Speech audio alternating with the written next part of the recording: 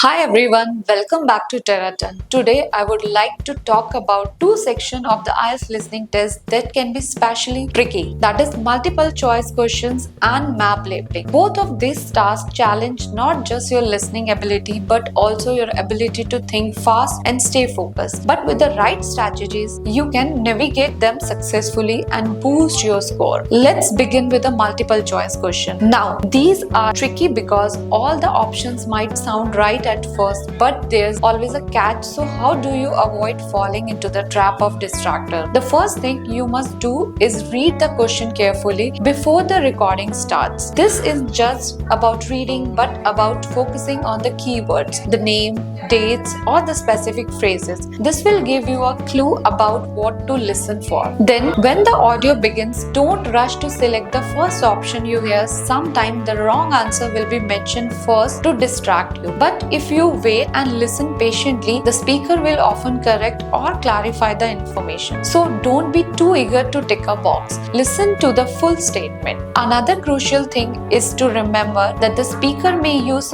paraphrasing. This means they might not use the exact word from the question but something similar. So when you listen, focus on the meaning behind the words rather than waiting to hear exact phrases. This is where strong vocabulary and understanding synonyms come into a play. Also, if you are uncertain about an answer, use the process of elimination. Cross out any option that are clearly wrong, and this will increase your chances of selecting the correct one. Lastly, time is limited. You will only get a short period to read the question. That's why it's important to practice speed reading so you can easily or quickly identify the important information and be ready when the audio starts. Now, let's move on to the map labeling, another challenging task in the IELTS listening test. With a map, it's all about getting familiar with the layout before the recording starts. When you are given time to look at the map, identify the key features, landmarks, and any direction like north, south, east, and west. This will help you to understand where things are located. One critical thing is knowing that the starting point the speaker will describe a route. But if you don't know where the journey begins, it's easy to get lost. So make sure you know where they are starting from on the map. When the direction comes, listen closely for clues like turn left, go straight, next to,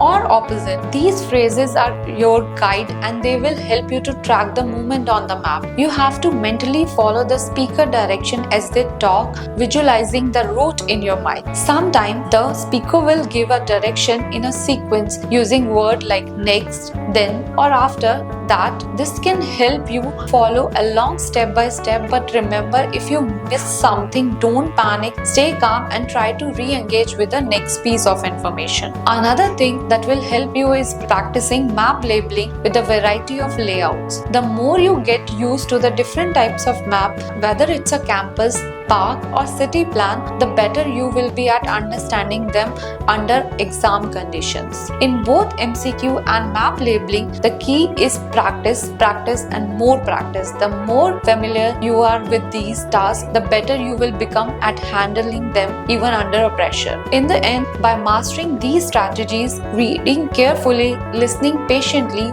visualizing direction, and using the process of elimination, you will be well equipped to tackle both MCQ and map labeling confidently. Remember, practice is your greatest ally, and with time, you will see the improvement you are looking for.